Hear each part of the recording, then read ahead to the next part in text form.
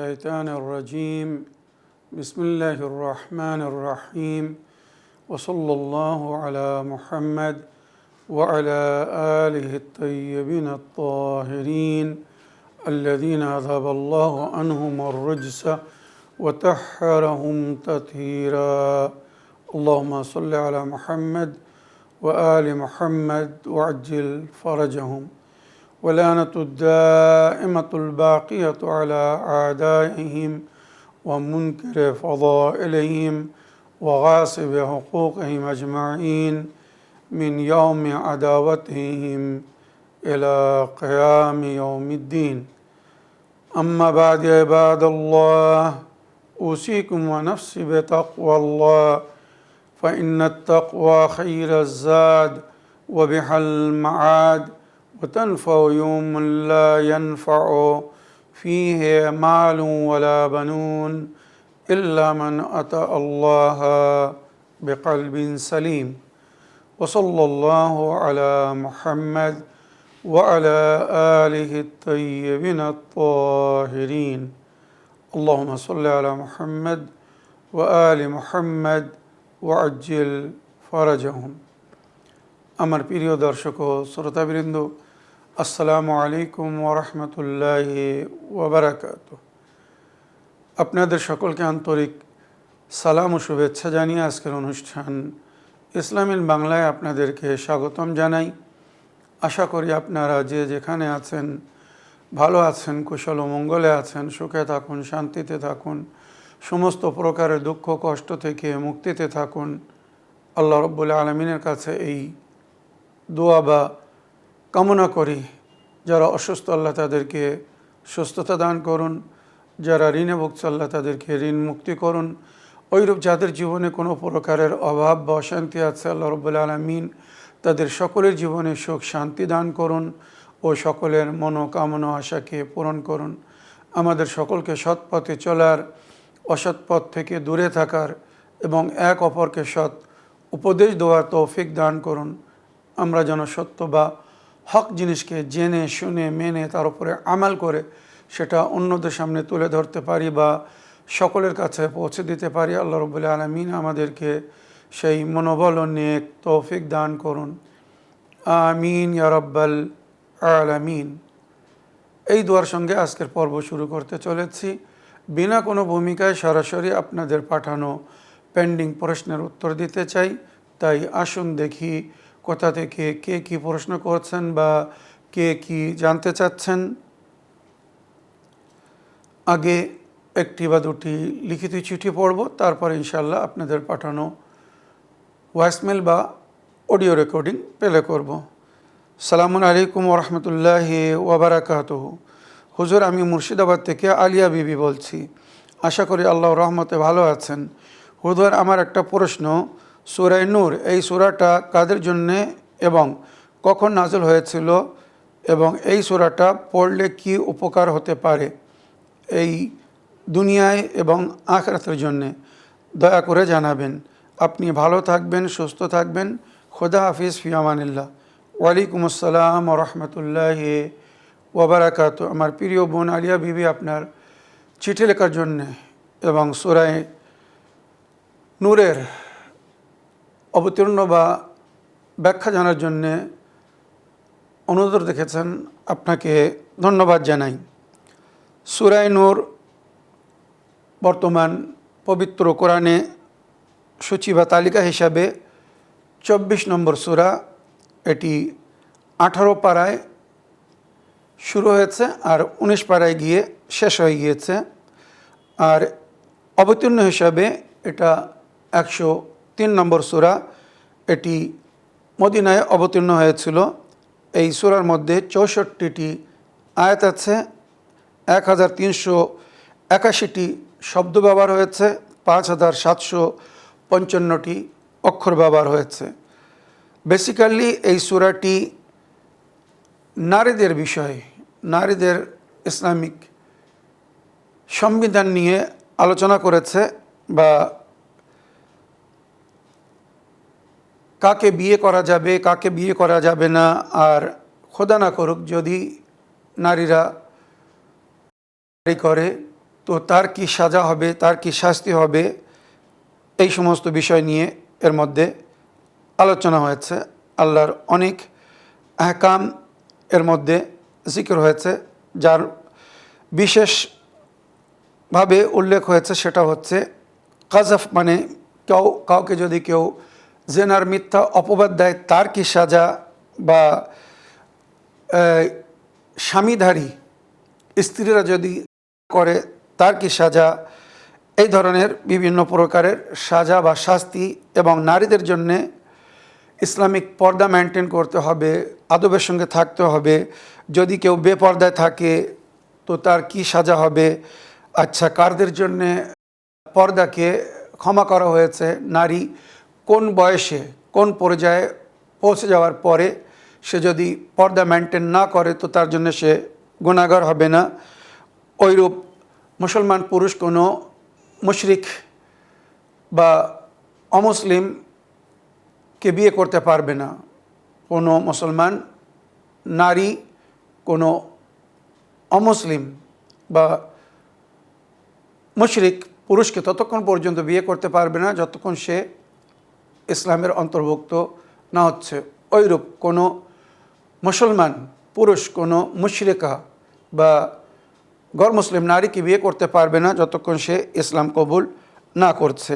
এবারে বিয়ের পরের অনেক সংবিধান বা স্বামী স্ত্রীর জীবনের অনেক কথা এখানে উল্লেখ হয়েছে। বিশেষ করে আয়াতুল আহকামের মধ্যে হাদ জারি করার হুকুম এসেছে। আর তওবা যদি না করে তো তার কি সাজা হবে পরকালে, এগুলো জিকির হয়েছে। কাউকে জেনার মিথ্যা অপবাদ দেওয়া তার কি সাজা যদি সেটা প্রমাণ না করতে পারে। মনে রাখবেন, সমস্ত বিষয় শরীয়ত ইসলামে দুটি সাক্ষী যথেষ্ট। কোনো বিষয় যদি কেউ দুজন সাক্ষী দেয় বা একজন পুরুষ দুজন নারী সাক্ষী দেয়, সেটাকে ইসলাম মেনে নিয়েছে বা তাদের সাক্ষীকে গ্রহণ করেছে। বিষয়ে চারটি সাক্ষী রাখতে বলা হয়েছে, কমস কম চারজন আইসাইট উইটনেস, মানে নিজের চোখে দেখা সাক্ষী। এত কঠিন জিনিস এটা, মনে রাখবেন, যে না এমনি প্রমাণ হয় না। আর তাছাড়া পবিত্র নারীদেরকে পাক দামান, যাদেরকে বলা হয়েছে, নিজের জিনাত সৌন্দর্যতাকে মেকআপ বা তারা যা কিছু অলংকার পরবে সেটাকে যেন নিজের মেহরাম ছাড়া, মানে স্বামী বা বাপ ভাই যারা মানে মেহরাম তাদের ছাড়া অন্যদের সামনে লুকাতে বলা হয়েছে। এগুলো হয়তো অনেক ডিটেলসে বলা সম্ভব না, কেননা আমাদের অনুষ্ঠান ছোট বড় সবাই দেখে। সুতরাং এই সূরা তাফসীরের মধ্যে এই ধরনের অনেক কিছু আহকাম উল্লেখ হয়েছে। 60 বছরের পরে যে সমস্ত নারীরা মানে বৃদ্ধ হয়ে যায়, মানে তাদের পিরিয়ড আসা বন্ধ হয়ে যায়, সন্তান জন্ম দেওয়ার আর ক্ষমতা থাকে না, তো এদের জন্য তখন পর্দাকে মানে ক্ষমা করা হয়েছে। এরা যদি ওইভাবে পর্দা না করে, যেভাবে এক যুবতী নারীকে পর্দা করতে বলা হয়েছে বা 60 বছরের আগের নারীদেরকে পর্দা করতে বলা হয়েছে, 60 বছরের পরে যদি সেইভাবে পর্দা না করে তো আল্লাহ হয়তো ক্ষমা করবে। তবে আমাদের ঘরের নারীরা, ভদ্র ঘরের নারীরা জীবনের শেষ মুহূর্ত পর্যন্ত পর্দা করে, মরার একদিন আগ পর্যন্ত তারা আদব বা ইসলামিক লেবাস বা পর্দা চাদরকে ছাড়ে না। এটা উত্তম, নিঃসন্দেহে, যেটা মা ফাতেমা জাহরা নিজে বলেছেন, খায়রুল লিন নিসা আল্লা ইয়ারাইনার রিজাল ওয়ালা ইয়ারাহুন্নার রিজাল। সুন্দর নারী সেই নারী বা মঙ্গল সেই নারীর জন্য যে নিজের উপরে অন্য পরপুরুষদের নজর পড়তে দেয় না বা নিজেও অন্য পরপুরুষদেরকে দেখে না। এটা লজ্জা বা শরম হায়ার জন্যে বলা হয়েছে। আর এই সূরার আয়াত নম্বর 32 বা 33-এর মধ্যেও অনেক শরিয়াতের হুকুম জিকির হয়েছে। मर्द और औरतों को शादी करने का हुक्म देती है, মানে কোরআনের মধ্যে নারী পুরুষের বিবাহর হুকুম দেওয়া হয়েছে। তবে যদি কোনো কারণে কেউ বিয়ে না করতে পারে, আর্থিক সংকটের কারণে বা পারিবারিক কোনো সমস্যার কারণে, তো যতদিন বিয়ে না হচ্ছে তাদেরকে পাক দামানি এখতিয়ার করতে বলা হয়েছে, মানে নিজের নফসের রক্ষা করতে বলা হয়েছে, হারামে যেন লিপ্ত না হয়। এই ধরনের আরও অনেক আহকাম, বিশেষ করে নারীদের বিশেষ আহকাম এই সূরার মধ্যে উল্লেখ হয়েছে। তাই নারীদেরকে বারবার এই সূরাটা পড়তে বলা হয়েছে। মনে রাখবেন, সূরা নূরের মধ্যে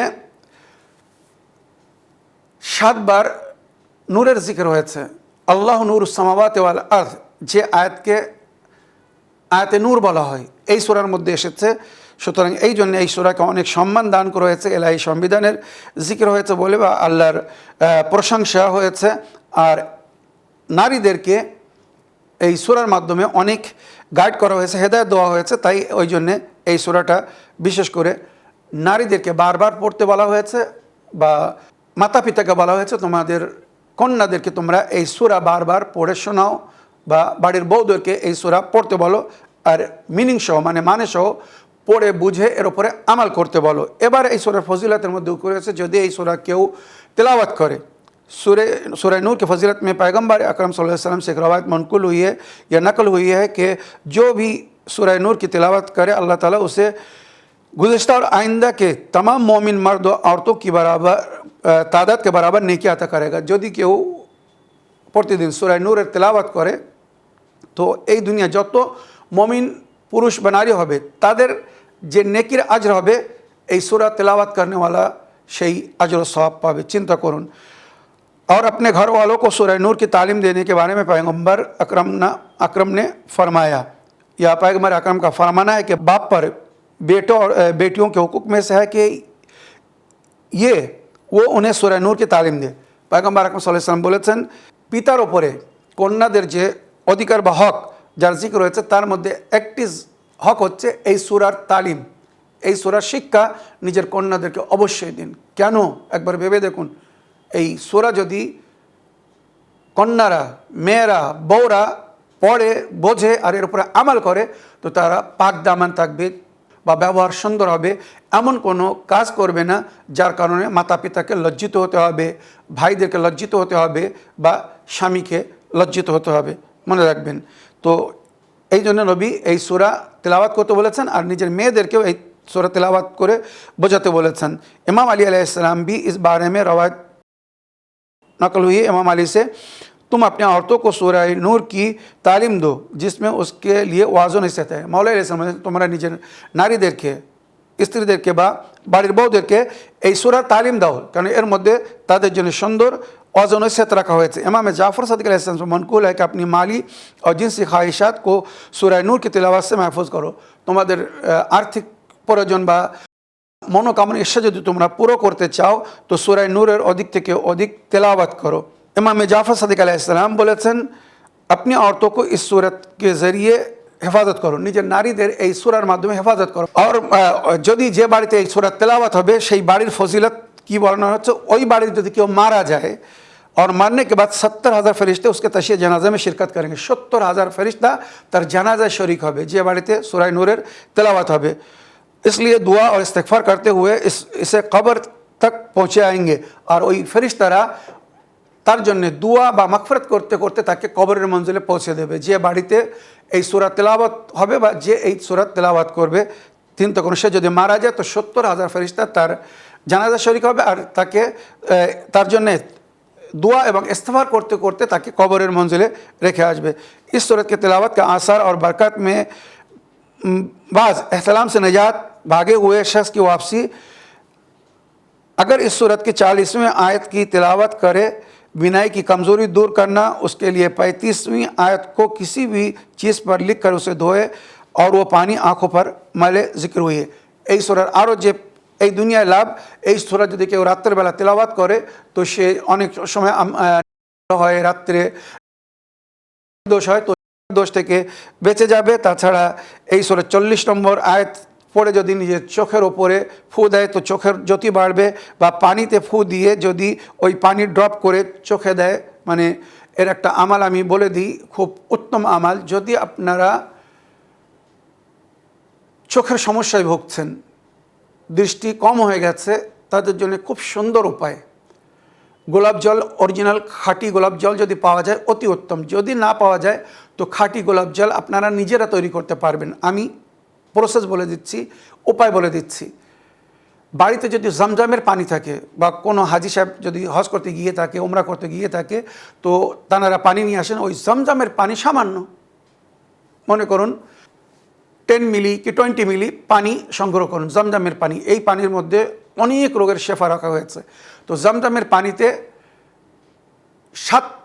7টি গোলাপ ফুলের যে পাপড়ি হয়, একটা গোলাপ ফুলের ওই যে ফুলটা একটা একটা করে পাতা আলাদা করে নেবেন, সবুজ পাতা না কিন্তু ওই ফুলের পাতাটা যেটা দিয়ে ফুল তৈরি হয়, পাপড়ি যাকে বলা হয়, তো একটা একটা পাপড়ি বা পাতা নিয়ে 7টা পাতা নিয়ে ওই গোলাপ জলে ভিজিয়ে দেবেন।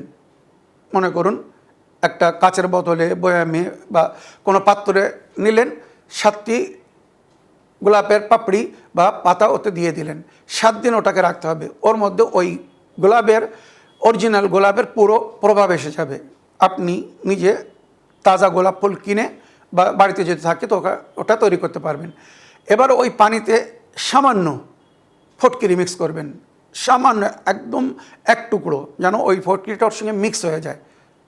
এবারে ওই পানির ওপরে সূরা নূর, 1 নম্বর সূরা নূর পড়বেন, আর দ্বিতীয় সূরা ইউসুফের আয়াত নম্বর 96।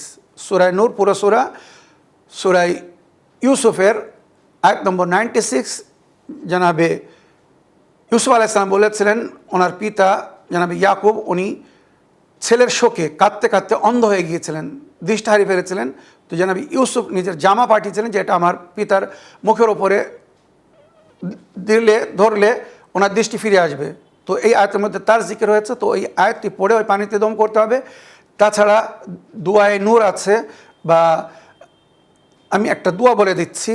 সকালের নামাজের তাকিবাতের মধ্যে এই দোয়ার জিকির হয়েছে, আল্লাহুম্মা ইন্নী আসআলুকা বিহাক্কি মুহাম্মাদিন ওয়া আলি মুহাম্মাদিন আলাইকা সাল্লি আলা মুহাম্মাদ ওয়া আলি মুহাম্মাদ ওয়াজআলিন নূরা ফি বাসারি। আল্লাহ আমার চোখের দৃষ্টিকে বৃদ্ধি করে দিন।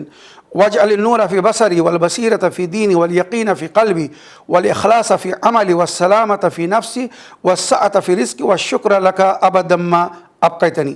এই দোয়াটি পড়ে ওই পানিতে দম করতে হবে। প্লাস বিসমিল্লাহির রহমানির রহিম, আল্লাহুম্মা ইয়া রাব্বাল কাবা ওয়া বানিহা ইজআল নূরা ফি বাসারি বিহাক্কি ফাতেমা ওয়া আবিহা ওয়া বালিহা ওয়া বানিহা। এটা 7 বার পড়ে পঞ্চতনে পাক বা 12 ইমাম 14 মাসুম আলাইহিস সালামের নাম নিয়ে ওই গোলাপ পানিতে দম করতে হবে, ফু দিতে হবে। এবারে ড্রপ দিয়ে ওই পানি এক এক ফোঁটা সকাল সন্ধ্যে, রাত্রে শোয়ার সময় দিন, সকালবেলা দিন বা দিনের বেলা কয়েকবার ব্যবহার করুন। অল্প দিনের মধ্যে দেখবেন চোখের আলো পরিপূর্ণরূপে ফিরে আসবে। অনেকেই কিন্তু এই উপয়োগ করে চশমা খুলে ফেলেছে। আমি নিজেও অনেক সময় এই সমস্ত জিনিস ব্যবহার করে উপকৃত হয়েছি।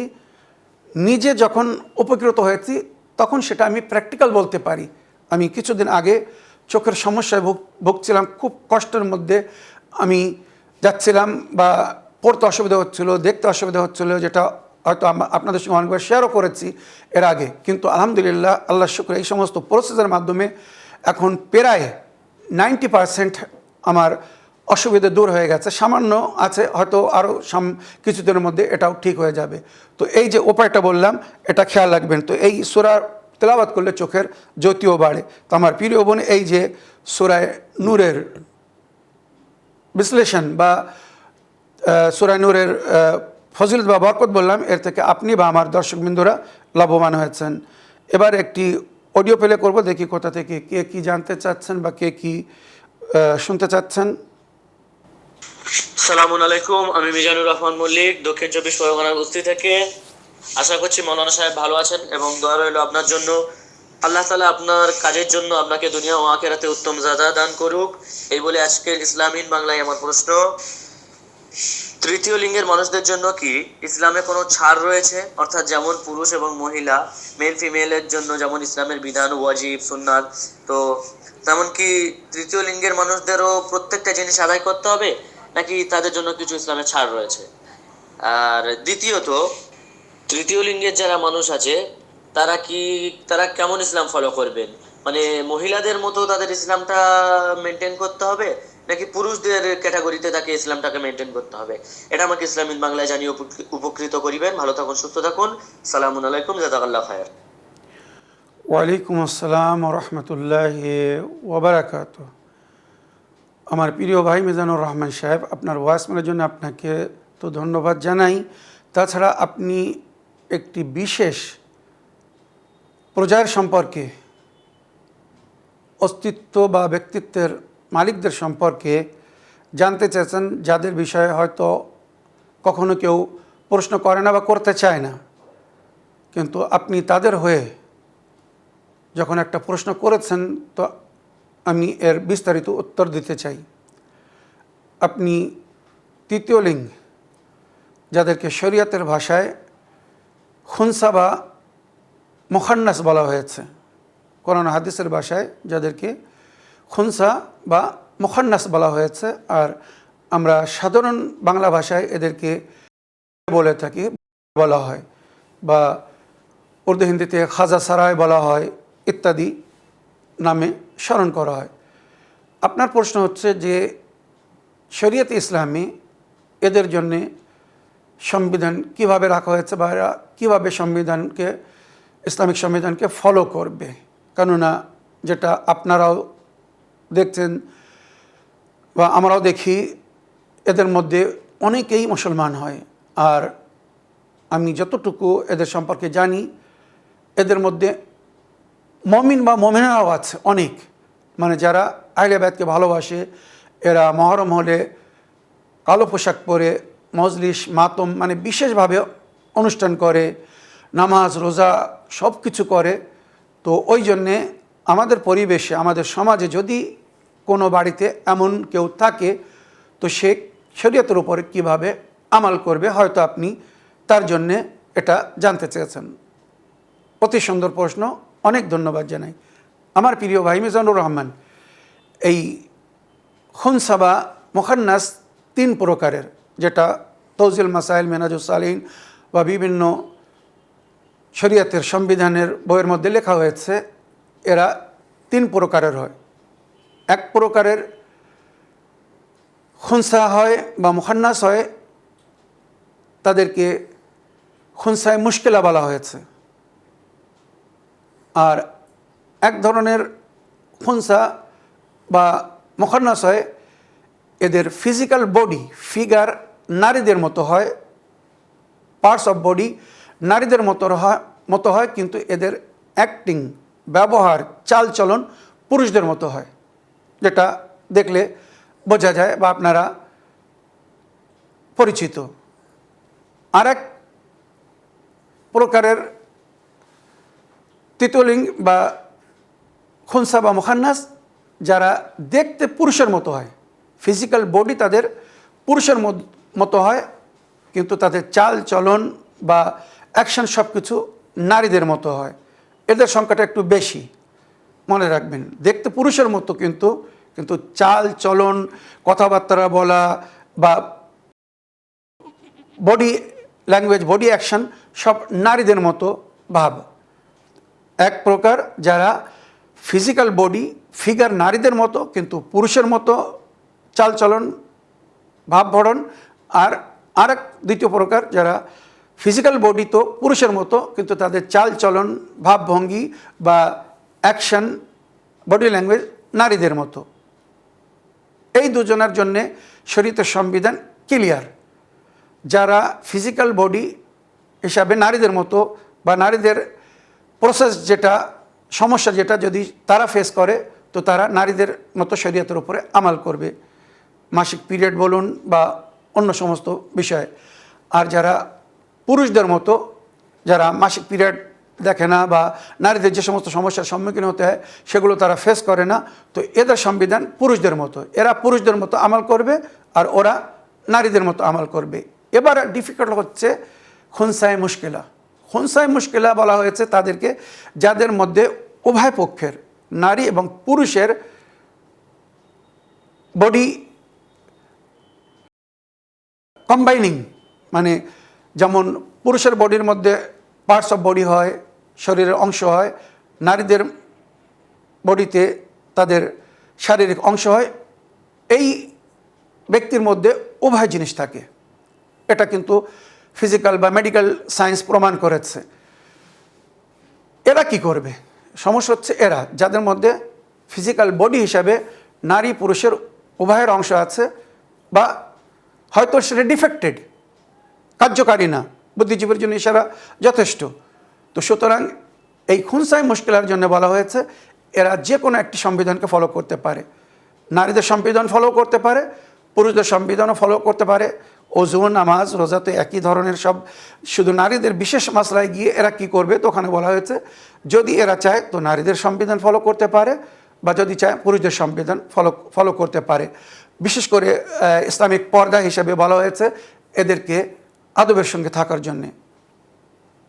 খুনসায় মুশকিলা হোক বা নারীদের পার্টস অফ বডি হিসাবে যাদের মিল বেশি তারা পর্দা করবে বা নারীদের মতো পরিপূর্ণ আদবে থাকার চেষ্টা করবে। হ্যাঁ, যাদের ফিজিক্যাল বডি পুরুষদের মতো, এরা যদি নারীদের মতো পর্দা না করে হয়তো গুনাহগার হবে না, তবুও যখন তারা নারীদের মতো সেজে গুছে থাকে, নারীদের মতো পোশাক পরে, তো যদি নারীদের পোশাক পরে তো নারীদের মতো যেন পর্দা মেনটেন করে। তবে যদি নারীদের পোশাক না পরে, যেমন অনেক খুনসাদেরকে দেখেছে তারা কুর্তা পায়জামা পরে, পাঞ্জাবি পায়জামা পরে, প্যান্ট শার্ট পরে, তো এদের জন্যে হয়তো ইসলামে ওই সংবিধান নেই যেটা নারীদের জন্য। তবে যেটা ক্লিয়ারলি বলতে চাই, যাদের ফিজিক্যাল বডি নারীদের মতো বা খুনসায় মুশকিলা, এদের জন্যে নারীদের ইসলামিক সংবিধানকে ফলো করা উত্তম বলা হয়েছে বা ফলো করতে বলা হয়েছে। আমার প্রিয় ভাই, আশা করি এই ডিটেলস যেটা বললাম আপনি এর থেকে উপকৃত হয়েছেন বা বুঝতে পেরেছেন। আগের অডিও প্লে করে দেখি কোথা থেকে কে কি জানতে চাচ্ছেন বা কে কি বলতে চাচ্ছেন। আসসালামু আলাইকুম, আমি মিজানুর রহমান মল্লিক, দক্ষিণ 24 পরগনার বস্তি থেকে। আজকে ইসলাম ইন বাংলায় আমার প্রশ্ন, এমন কোন কাজ আছে যেটা করলে আমাদের কলবের মধ্যে প্রশান্তি আসবে? যেমন অনেক সময় আমরা দেখি 5 ওয়াক্ত নামাজ আমরা পড়লে এবং রোজা রাখলে কিংবা আল্লাহর জিকির, আল্লাহর স্মরণের মধ্যে থাকলে আমাদের অন্তরের মধ্যে প্রশান্তি অনুভব করি আমরা। কিন্তু এমনও কিছু সময় আসে যখন আমরা নামাজও পড়ি ঠিক মতো, রোজা রাখি এবং আল্লাহর জিকিরে সময় ব্যয় করি, তারপরেও আমাদের কলবের মধ্যে কোনো শান্তি কাজ করে না। আমাদের অন্তরটা যেন একটা অস্থিরতার মধ্যে থাকে। তো মাওলানা সাহেব, এর কারণ কি? যে কখনো নামাজ, রোজা, আল্লাহর জিকির আমাদেরকে শান্তি দেয়, আবার কখনো আমরা সেই শান্তি থেকে বিচ্ছিন্ন হয়ে পড়ি। তো এই বিষয়টার কারণটা কি এবং কিভাবে আমরা এই নামাজ, রোজা এবং আল্লাহর জিকিরের মাধ্যমে সর্বদা সবসময় আমাদের হৃদয়ের মধ্যে শান্তি অনুভব করতে পারবো, এই বিষয়টা আমাকে জানাবেন। ভালো থাকুন, সুস্থ থাকুন, খোদা হাফেজ, ফি আমানিল্লাহ। ওয়ালাইকুম আসসালাম রহমতুল্লাহি ওবরাকাতুহু। আমার প্রিয় ভাই মিজানুর রহমান সাহেব পুনরায় ভয়েসমেল পাঠানোর জন্য ধন্যবাদ জানাই। কিভাবে মনশান্তি লাভ করবেন? তো কোরআন বলছে আলা বিযিক্রিল্লাহি তাতমাইন্নুল কুলুব। মনে রেখো, শুধু আল্লাহর জিকিরই মানুষের মনকে শান্তি দান করে। আল্লাহর জিকির করো, অন্তরে শান্তির অনুভব করবে বা আল্লাহ শান্তি প্রদান করবেন। আলা বিযিক্রিল্লাহি তাতমাইন্নুল কুলুব। এবারে আল্লাহ বলছেন আকিমুসসালাত আলা জিক্রি, আমার জিকির করার জন্যে নামাজ পড়ো। জিকির করলে মনশান্তি পাওয়া যাবে। আর জিকির করার জন্য কি করতে হবে? আকিমুসসালাত আলা জিক্রি, আমার জিকির করার জন্যে নামাজ পড়ো। ইন্নাস সালাতা তানহা আনিল ফাহশাই ওয়াল মুনকার। নামাজ মানুষকে সমস্ত প্রকারের ফাহশা, অসভ্য কাজ, জঘন্য কাজ এবং মুনকার মানে যে কাজ আল্লাহ পছন্দ করে না সেখান থেকে বিরত রাখে বা মানুষ নামাজ পড়লে বিরত থাকে। এবারে মানুষ নামাজ পড়ে মনশান্তি পাওয়ার দরকার। আল্লাহর জিকির করছে নামাজের মাধ্যমে, তো তার অন্তরে শান্তি আসার দরকার, কিন্তু শান্তি পাচ্ছে না। এর কারণ কি? তো এর উত্তরে মাওলা আলী আলাইহিস সালাম বলেছেন ওই ব্যক্তি সেই নামাজ পড়েনি, সেই জিকির করেনি যে জিকির তাকে ফায়দা দিবে। কোরআন ও হাদিসের মধ্যে পরিষ্কার জিকির হয়েছে, কিছু লোক জিকির করে কিন্তু তারা নিজের জিকির থেকে কোনো লাভবান হয় না। যেমন রোজাদার জন্য বলা হয়েছে কিছু লোকেরা রোজা রাখে, তারা নিজের রোজা থেকে উপবাস ছাড়া কিছু পায় না, শুধু ক্ষুধার কষ্ট, পিপাসার কষ্ট ভোগ করে, রোজা তাদের হয় না। তো ওইরূপ যাদের নামাজ হয় না, নামাজ তাদেরকে শান্তি দেয় না। নামাজ পড়েও মানুষ মিথ্যা কথা বলছে, গীবাত করছে, চুগলি করছে, চিটিংবাজি করছে, ধোকাবাজি করছে, গাল দিচ্ছে, অসৎ ব্যবহার করছে, অশোভনীয় কাজ করছে, তো এই নামাজ তাকে ফায়দা দেবে না, জিকির তাকে ফায়দা দেবে না। এবারে আপনি যেটা শেষে বললেন যে দেখা যাচ্ছে অনেক সময় নামাজ পড়েও মনে শান্তি নেই, তো তো এর কারণ মাওলা আলাইহিস সালাম বলেছেন তোমার নামাজ কবুল হচ্ছে না। আর নামাজ কবুল না হওয়ার দুটো কারণ হচ্ছে, একটি হচ্ছে শারীরিক বা মানবিক পবিত্রতা, যেটা অর্জন না করলে কখনো নামাজ কবুল হবে না। নাজিস এবং হারাম খাওয়া ছাড়তে হবে, নাজিস হারাম খাওয়া ছাড়তে হবে, আর অপবিত্র অবস্থায় থাকলে হবে না। গোসল ফরজ হলে গোসল করতে হবে, অজু ভেঙে গেলে অজু করতে হবে। শারীরিক এবং মানবিক পবিত্রতা যতক্ষণ অর্জন না করা হচ্ছে কোনো উপাসনা বা ইবাদত কবুল হবে না। আর ওই উপাসনা ইবাদতের মাধ্যমে যে আল্লাহ শান্তি রেখেছেন সেই শান্তির অনুভব হবে না, সেই শান্তি পাওয়া যাবে না। আমার প্রিয় ভাই, আশা করি আপনার প্রশ্নের উত্তর পেয়েছেন বা বুঝতে পেরেছেন যে নামাজ পড়ার পরেও অনেকে কেন শান্তি পায় না। তার কারণ হচ্ছে তারা শারীরিক বা মানবিক পবিত্রতা যেভাবে মেনটেন করা দরকার, তারপরে যেভাবে আল্লাহর জিকির করার দরকার, যে জিকির তাদের অন্তরকে শান্তি প্রদান করবে, সন্তুষ্ট করবে, আল্লাহ তাদের থেকে যদি রাজি হয় তো আল্লাহ তাদেরকে রাজি করবে, খুশি করবে, তখন তাদের মনোকামনা আশা পূরণ করবে, তাদের জীবনে সুখ শান্তি দান করবে, তারা অটোমেটিক শান্তির অনুভব করবে। শান্তি পাওয়ার জন্যে অনেক অর্থের প্রয়োজন নেই, অনেক ধনীরা সেই শান্তির অনুভব করে না। এক গরিব যে শান্তির অনুভব করে, আল্লাহ যখন তাকে তার অবস্থায় শান্তি দান করেন। তো মনে রাখবেন, শারীরিক এবং মানবিক পবিত্রতা অর্জন করতে হবে, তারপরে আল্লাহর জিকির করতে হবে। ওই জিকির যদি কবুল হয় তাহলে বিজিক্রিল্লাহি তাতমাইন্নুল কুলুব। মনে রেখো, আল্লাহর জিকিরের মাধ্যমেই মন শান্তি পাবে। তো এজন্য মাসুমিনরা বলেছেন তোমরা আল্লাহর ভয় কাঁদো, ইন্না আশাদ্দকুম আও ইন্না আনজাকুম মিন আযাবিল্লাহ আশাদ্দকুম খাশিয়াতান লিল্লাহ। তোমরা যদি কঠোর থেকে কঠোর আযাব ও শাস্তি থেকে মুক্তি পেতে চাও, বা তারাই কঠোর সাজা বা শাস্তি থেকে মুক্তি পাবে যারা যত আল্লাহর ভয় করে চলবে। ইন্না লিল মুত্তাকিনা মাফাদা, সফলতা মুত্তাকিদের জন্যে, তাকওয়া অবলম্বনকারীদের জন্যে। তো যদি তাকওয়া অবলম্বন করা হয় তো সে নাজিস এবং হারাম খাবে না, অশ্লীল কাজ করবে না, অশ্লীল জিনিস দেখবে না, বা হারামে লিপ্ত হবে না। অটোমেটিক সে যখন আল্লাহর পথের পথিক হয়ে চলবে, আল্লাহর কথা মেনে চলবে, আল্লাহর জিকির করতে থাকবে, তো সে শান্তির মধ্যে থাকবে বা শান্তি পাবে। আমার প্রিয় ভাই, আশা করি যতটুকু বলেছি যথেষ্ট হয়েছে। আরেকটি শেষ অডিও নিয়ে আজকের এপিসোডে, তারপরে ইনশাআল্লাহ আগামী এপিসোডে আমি আপনাদের লিখিত চিঠি পড়ব। আসসালামু আলাইকুম। মানুষকে যদি আমি আসাম থেকে বলছি ফরিদা খাতুন, মানুষকে কায়ন করলে বা জাদু টনা করলে কিভাবে টের পাওয়া যায় এবং জাদু টনার থেকে কিভাবে বাঁচতে হয়, কোরআনের কোন সূরার কোন আয়াত পড়লে সেই সমস্যার থেকে আমরা বাঁচতে পারবো। ওয়ালাইকুম আসসালাম রহমতুল্লাহি ওবরাকাত। আমার প্রিয় বোন বা আপা, আপনার ভয়েসমেলের জন্য আপনাকে ধন্যবাদ জানাই। আপনি জানতে চেয়েছেন যে জাদু টোনা কেউ যদি করে তো আমরা কী করে বুঝতে পারবো, বা এর উপায় কি। কোরআন ও হাদিসের মধ্যে জাদু টোনা টোটকা কাটার কি উপায় বলা হয়েছে। তো আমার প্রিয় বোন বা আপা, আমি বহুবার এ বিষয়ে বলেছি, জানি না আপনারা কোথায় থাকেন, ঠিকমতো অনুষ্ঠানগুলোকে ফলো করছেন কি না আমি বলতে পারছি না। তবে আমি যতটুকু আমার মনে পড়ছে, আমি 100 বারেরও বেশি কমস কম এই বিষয়ে আলোচনা করেছি। কারোর উপরে যদি কেউ জাদু টোনা টোটকা কিছু করে তো তার প্রভাব কি দেখা যাবে, বা সেই জাদু টোনা টোটকার কাট কি করে করা যাবে। তবুও আরও একবার আপনার অনুরোধের উপরে আমি বলে দিই যে যখন কারোর উপরে কেউ জাদু করে, টোনা টোটকা করে বা নজর লাগায়, তো অটোমেটিক ওই ব্যক্তি মানে বিনা রোগে অসুস্থ হয়ে যায়। তার মধ্যে ফিজিক্যাল কোনো রোগ দেখা যায় না, কিন্তু মানে জ্বর নেই কিন্তু জ্বরের অনুভব হয়, শরীরে পুরো ব্যথা, মানে এমন ব্যথা মানে যেটা সহ্যর বাইরে হয়। বিভিন্ন জায়গায় হঠাৎ থেকে থেকে চমকে চমকে ব্যথা উঠবে।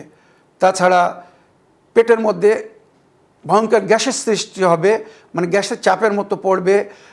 কোলন মানে 2 সাইডে ব্যথা হবে, পাজরার মধ্যে ব্যথা হবে, পিঠে চাপ ধরবে, ঘাড়ের কাছে ব্যথা করবে, কান বন্ধ হয়ে যাওয়ার মতো একটা অনুভব হবে, নজর দৃষ্টি মানে দুর্বল হয়ে যাবে, স্মরণশক্তি কমে যাবে, তারপরে কোনো জিনিস মনে করতে চাচ্ছেন মনে পড়বে না, খুব চেষ্টা করছেন তাও মনে পড়বে না। আর মাসহুর যাদেরকে কোরআনের ভাষায় বলা হয়েছে রাজুল্লাহ মাসহুরা, মানে এমন হবে যেন মানুষটা অজ্ঞান অবস্থায় বেরিয়ে বেড়াচ্ছে, মানে জ্ঞান হারা হয়ে গেছে, দিশা হারা হয়ে যাচ্ছে।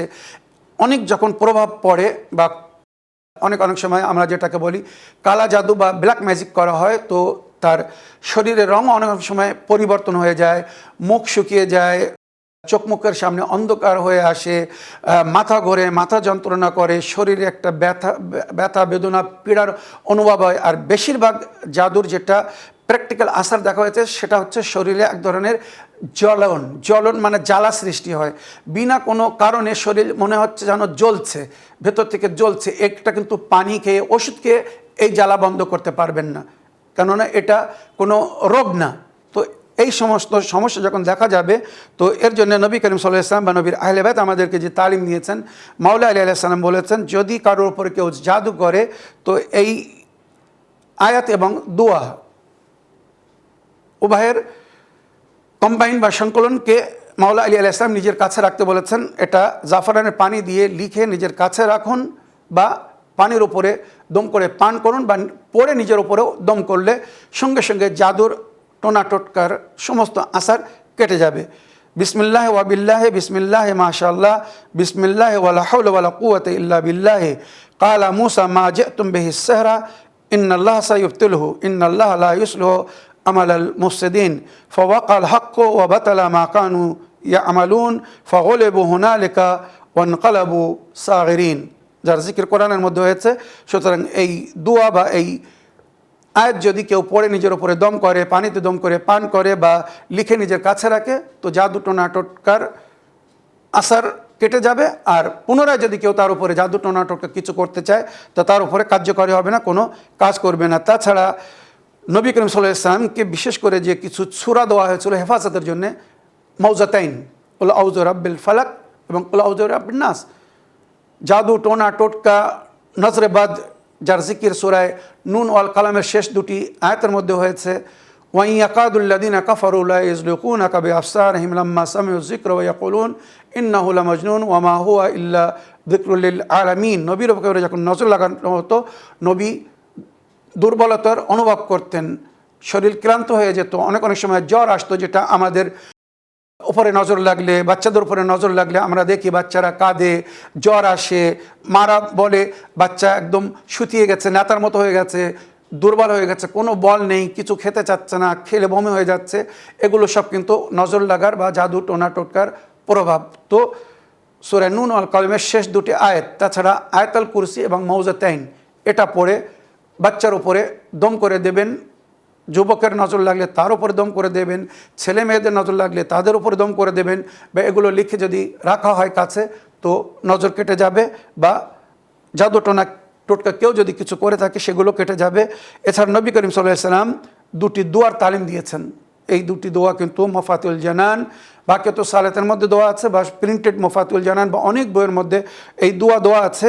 ইমামে হাসান ও ইমাম হোসেন আলাইহিস সালামকেও নজর লাগতো, ওনারা দেখতে খুব সুন্দর ছিলেন। তো বাইরে যখন যেতেন অনেকেই নজর লাগাতো, ওই জন্যে কোনো জিনিস বা কোনো বাচ্চা যদি দেখে ভালো লাগে তো মাশাল্লাহ বলতে হয়। মাশাল্লাহ বললে আর নজর লাগে না, কিন্তু অনেকেই জানে না বা বলে না, মাশাল্লাহ বলতে পারে না, ওই জন্যে নজর লাগে। আর আমি এটা বলছি না যে জেনে শুনে কুনজর লাগায়, অনেক সময় অজানাও এমন হতে পারে বাচ্চার প্রশংসা করছে, দেখতে কি সুন্দর, কি ভালো, কি সুন্দর মুখ, এই ধরনের কথা বলে, কিন্তু মাশাল্লাহ বলে না। দেখা যাচ্ছে কিছুক্ষণ পরে ওই বাচ্চা নিঢাল হয়ে গেছে, নেতার মতো হয়ে গেছে, কান্নাকাটি করছে, দুধ তুলে দিচ্ছে, যেগুলো আমরা দেখি। তো নজর লাগলে সঙ্গে সঙ্গে তার এরকম প্রভাব দেখা যায়। তো তখন কি করবেন? তো নবী করিম সাল্লাল্লাহু আলাইহি ওয়াসাল্লাম বলেছেন এই দোয়াটা পড়ে তার উপরে দম করে দাও, পানিতে দম করে পান করিয়ে দাও, বা তার উপরে পানি ছিটিয়ে দাও, বা তাকে লিখে তার কাছে রেখে দাও। اللهم رب مطر حابس وحجر يابس وليل دامس ورطب ويابس رد عين العين عليه في قبضه ونهره وماله فرجع البصر هل ترى من فطور ثم ارجع البصر كرتين ينقلب إليك البصر خاسئا وهو حسير। এই একটি দোয়া নজর কাটানোর জন্য বা কেউ যদি কিছু করে থাকে। আর দ্বিতীয় দোয়া হচ্ছে اللهم ذا السلطان العظيم ওয়াল মান্নিল কাদিম ওয়াল ওয়াজহিল করিম ওয়াল কালিমাতিত তাম্মাতি ওয়াদ দাওয়াতিল মুস্তাজাবাত আফে ফলানান, এখানে যাকে নজর লেগেছে বা যার উপরে জাদু টোনা টোটকা কিছু করা হয়েছে তার নাম নিতে হবে আর বলতে হবে মিন আনফুসুল জিন্নে ওয়া আইউনিল ইনসে, মানুষের নজর জিন্ন ইনসের আক্রমণ থেকে আল্লাহ একে মুক্তিদান দিন। এটা পড়ে দম করে নিতে হবে নিজের উপরে দম করলে ওখানে নিজের নাম নিন ব্র্যাকেটে, বা অন্যদের জন্য যদি করেন তো তার নাম নেবেন যার জন্যে এই বিরত করছেন বা এই দোয়া পড়ছেন, মিন আনফুসুল জিন্নে ও আইনুল ইনসে। এটা পড়ে যদি দম করে দেওয়া হয় সঙ্গে সঙ্গে নজর কেটে যাবে। আমার প্রিয় বোন বা আপা, আশা করি আপনার সমস্যার সমাধান পেয়েছেন বা আপনার প্রশ্নের উত্তর পেয়েছেন। আমার এপিসোডের সময় শেষ হয়ে গিয়েছে, সুতরাং যাদের প্রশ্নের উত্তর বাকি আছে আগামী এপিসোডে পুরো করার চেষ্টা করব। ওয়া আখিরু দাওয়ানা আলহামদুলিল্লাহি রাব্বিল আলামিন। আসসালামু আলাইকুম ওয়া রাহমাতুল্লাহি ওয়া বারাকাতুহু।